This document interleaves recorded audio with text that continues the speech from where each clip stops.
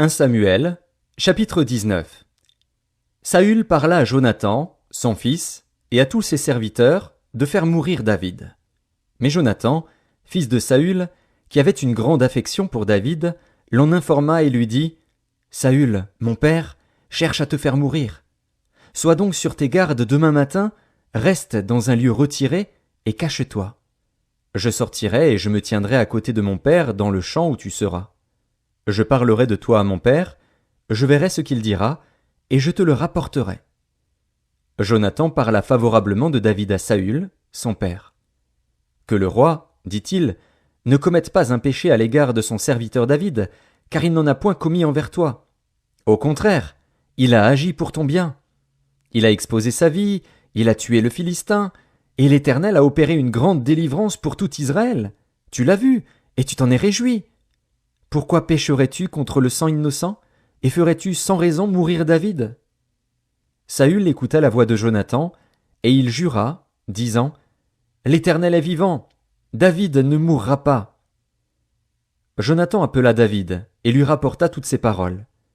Puis il l'amena auprès de Saül, en présence de qui David fut comme auparavant. La guerre continuait.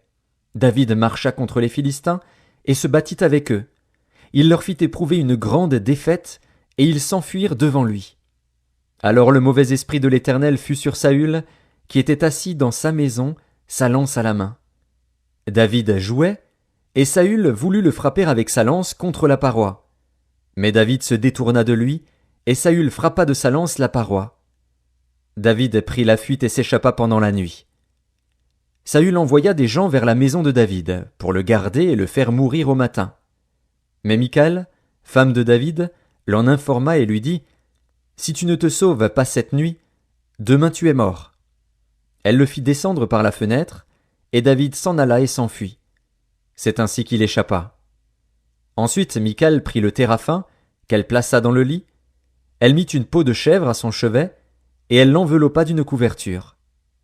Lorsque Saül envoya des gens pour prendre David, elle dit « Il est malade. » Saül les renvoya pour qu'ils le vissent, et il dit « Apportez-le-moi dans son lit, afin que je le fasse mourir. » Ces gens revinrent, et voici, le téraphin était dans le lit, et une peau de chèvre à son chevet. Saül dit à Michal « Pourquoi m'as-tu trompé de la sorte, et as-tu laissé partir mon ennemi qui s'est échappé ?»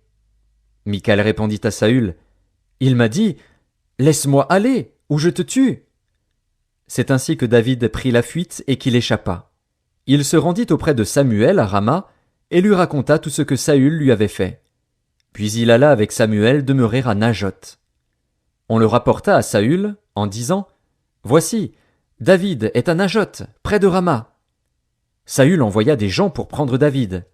Ils virent une assemblée de prophètes qui prophétisaient, ayant Samuel à leur tête.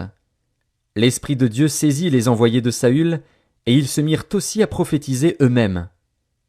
On en fit rapport à Saül, qui envoya d'autres gens, et eux aussi prophétisèrent. Il en envoya encore pour la 3e fois, et ils prophétisèrent également. Alors Saül alla lui-même à Rama. Arrivé à la grande citerne qui est à Sécou, il demanda « Où sont Samuel et David ?» On lui répondit « Ils sont à Najoth, près de Rama. » Et il se dirigea vers Najoth, près de Rama. L'Esprit de Dieu fut aussi sur lui.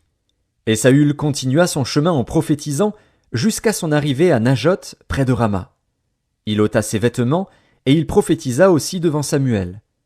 Et il se jeta nu par terre tout ce jour-là et toute la nuit. C'est pourquoi l'on dit « Saül est-il aussi parmi les prophètes ?»